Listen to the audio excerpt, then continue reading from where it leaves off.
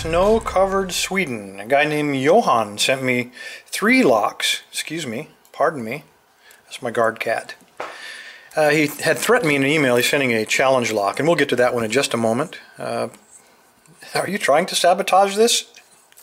Anyway, he actually tagged these and gave me a short description. This is a lock. He said he used it on a horse trailer, and he bought it several years ago for the equivalent of about $4.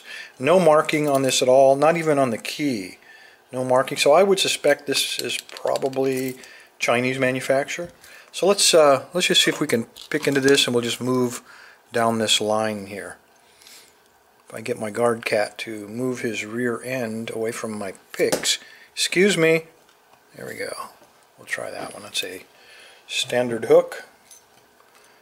I'll stop trying to get any more because he looks like he's ready to bite me. Anyway, heavy tension. These Chinese locks, especially these $4 ones, they rarely have any kind of security pins, so you can usually force them into place. And that's what I'm hoping for here.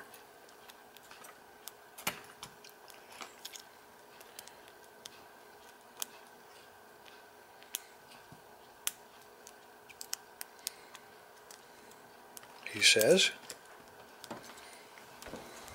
There we go. Alright, if we can open it that easily, there are no security pins. Let's try one more thing. Let's try to see if this thing can be bypassed. I'll grab this off the rack. This is just a regular knife. And all we're going to do is take the knife and compress all the pins, and hopefully we can access, it looked like there were 2 locking pawls on this. So we'll try the left one first, because that usually is the real ones. Sometimes these locks, they have fake ones.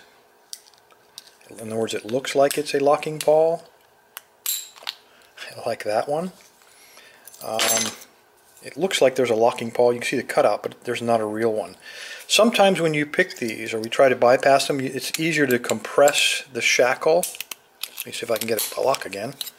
If you compress the shackle slightly when you feel that you're on the locking pawl, you can sometimes work it a little bit easier, because when it's under spring tension, it's kind of hard to drag that locking pawl off of the shackle, particularly like this one's kind of rusty. So anyway, that's that one. See if we can look under the rear end of my guard cat and find this ABUS. This is a inexpensive ABUS. I've never seen one of these before. It looks like a 5-pinner, but take a look at that pinning. Everything's hiding behind that low cut. But because this is a plastic body mul-t-lock, I've never even heard of it. It's probably going to be a lot like the Chinese one. Probably not going to be bypassable, but we might be able to get into it easily because there's no security pins. So let's try this tension wrench. And I'll just use that same pick. Excuse me. Move away. There's nothing to see here.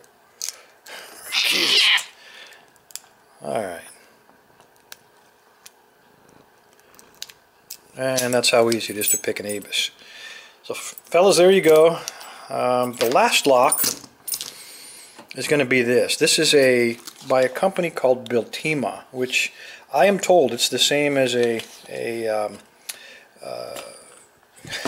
cat is driving me crazy.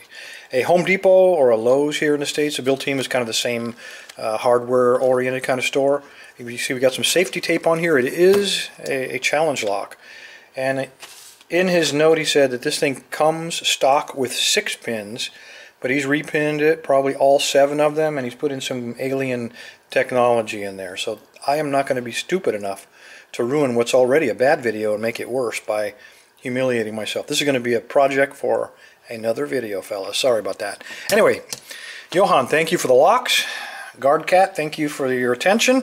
Everybody else, stay safe, stay legal, and stay away from that one, and stay away from the ABUS mul-t-lock. You don't want to try to lock up anything valuable with those, do you? Thanks, guys.